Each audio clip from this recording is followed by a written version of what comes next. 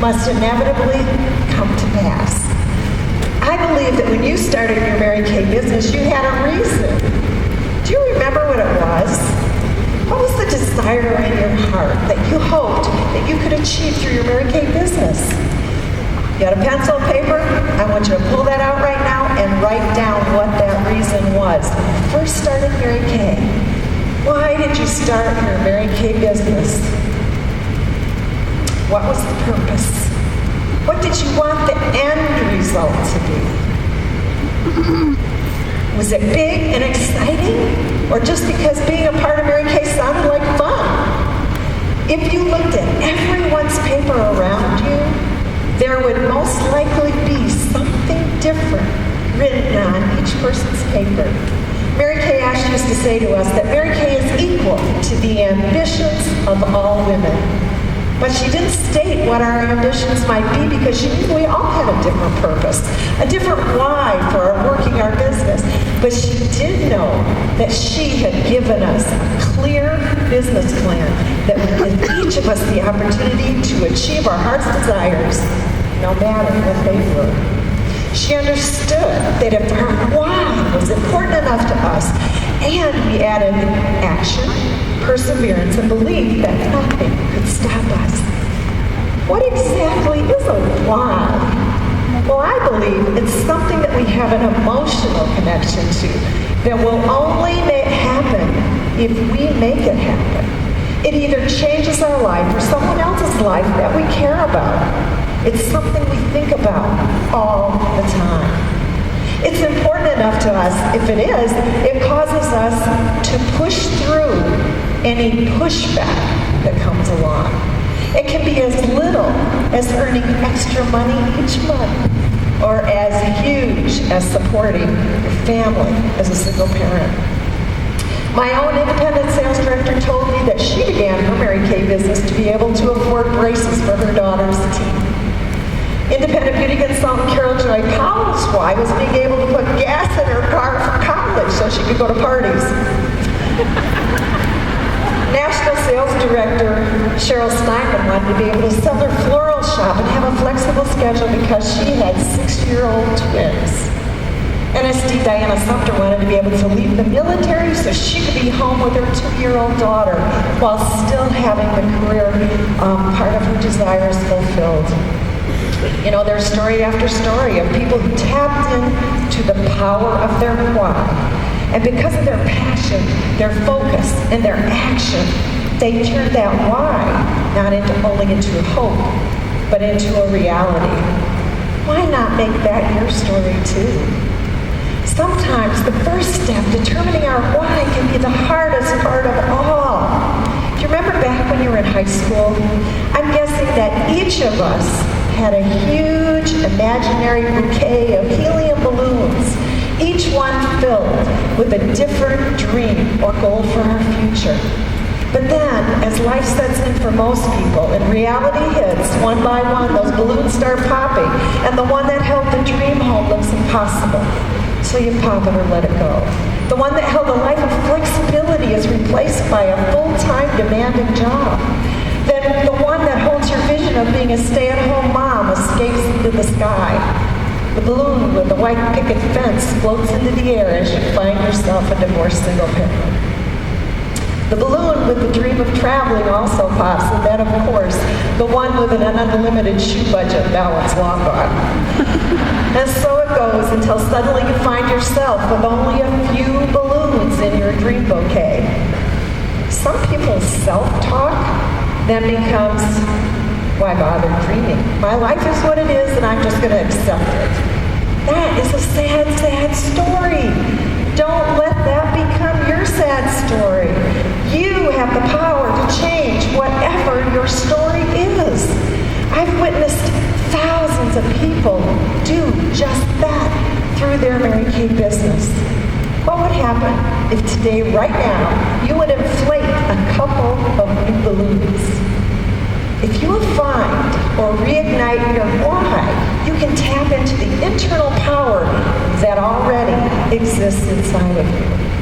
That internal power is necessary in order for you to move towards your most passionate dream and push through any and all obstacles that stand in your way. Bounce back ability can take you places that you haven't even dreamed of. So, are you a bouncer or a splatcher? Do you know the difference? When some people are faced with setbacks and disappointments, they hit the floor and they splat. They whine, they cry, they give up. Superstars have the same setbacks and disappointments, but when they hit the floor, what do? They bounce back and continue in action, remembering where they're going and reminding themselves it is worth whatever it takes to reach their destination. You know, when I started my Mary Kay business, I loved everything I heard about the business plan. I loved the idea of being my own boss and eventually having summers off with my kids and traveling. I loved the idea of developing friends that support each other.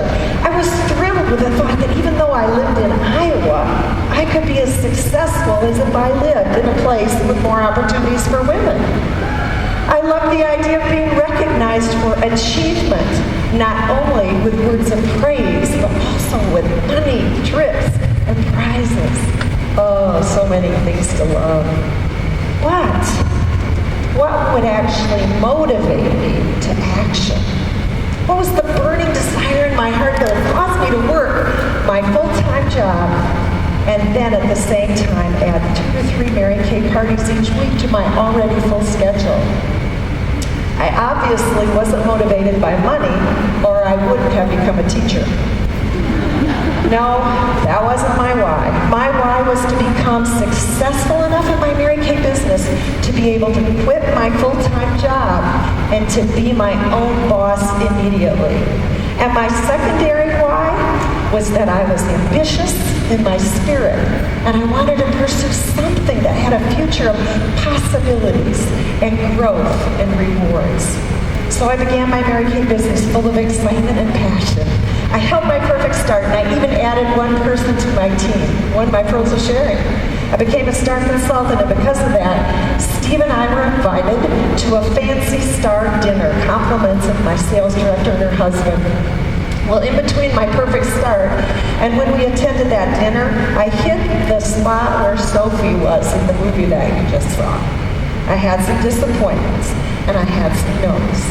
And in my head, I imagined that I would advance to team leader my first quarter, just like my recruiter had done. Well, it didn't happen for me. So I went to that dinner feeling discouraged and questioning if my decision to pursue my Mary Kay business was the right decision. Maybe it just wasn't for me after all. Well, after the dinner, my sales director came and sat down with Steve and me. She could tell I wasn't excited, and she asked me what was going on. I shared my frustration and my questioning thoughts. She and my husband Steve listened, and then they took turns reminding me of all the reasons I did not want to go back to teaching and all the rewards that were in my future by continuing to move forward in my Mary Kay business.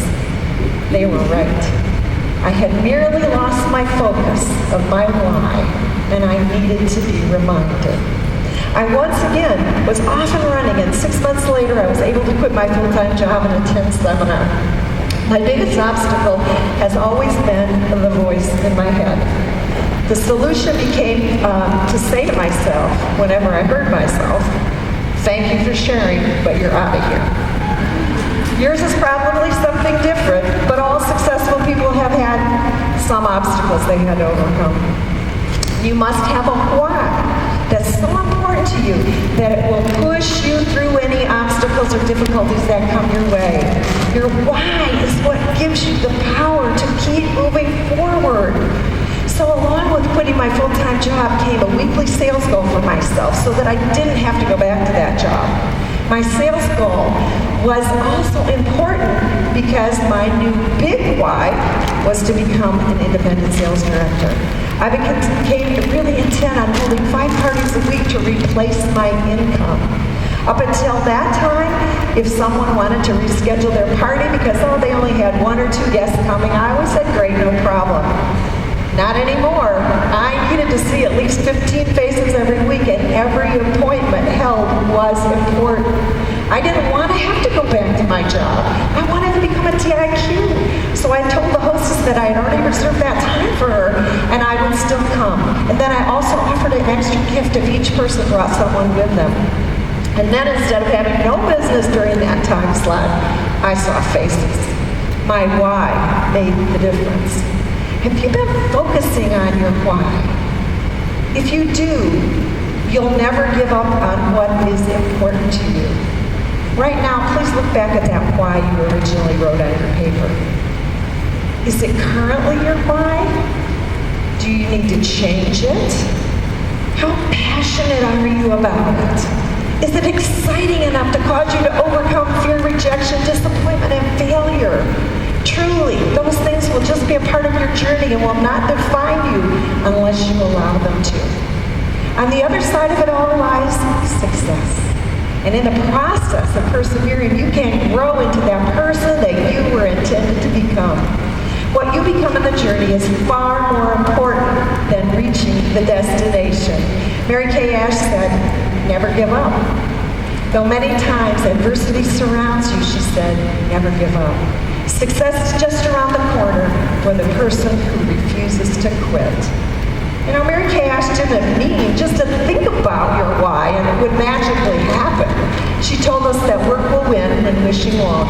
So suit up, show up, and you will go up. You know, there were three frogs sitting on a log and one decided to jump off. So how many were left? 3. He only decided. There was no action. So claim your victory in advance and lose the excuses. They're all there if you're looking for them. But you know what? So is success. It's out there waiting for you if you claim it. So instead of saying, it can't be done, ask yourself, how can I get it done? You may just not be seeing it right now in your mind. Let's do this little exercise. Look down your row and notice the blondes. Okay, everybody look down and notice the blondes. See them? Okay. Now look down the row again and see the ladies who have a paper and pen out. Okay, got that? You noticed that? Now look back up at me. Look at me, don't cheat. Who in your row was wearing blue? You know? It was there all the time. You just didn't notice it. When you have a Chevy Cruze in your mind, you'll start to see them all over the road. When you have the thought of becoming a sales director becomes your why, you begin to see purple everywhere you go. Your subconscious is powerful and it goes to work to make whatever you're thinking about into a reality, because what the mind can conceive and believe, you can achieve. Make sure you're thinking about your why and not your why not, because what we focus on, we get more of. I challenge you to be clear about your why before you leave seminar. It might seem impossible for you to achieve, but as Mary Kay Ash said, around here we're realists. We expect a miracle every day. When your why seems like pie in the sky, get off your shy and start to fly. You are most likely closer than you think. You might just need one more act of bravery. You may just need to talk to one person that you're afraid to ask, or you may just have one more obstacle to overcome to learn whatever skill you need. Obstacles either polish us up or they wear us down.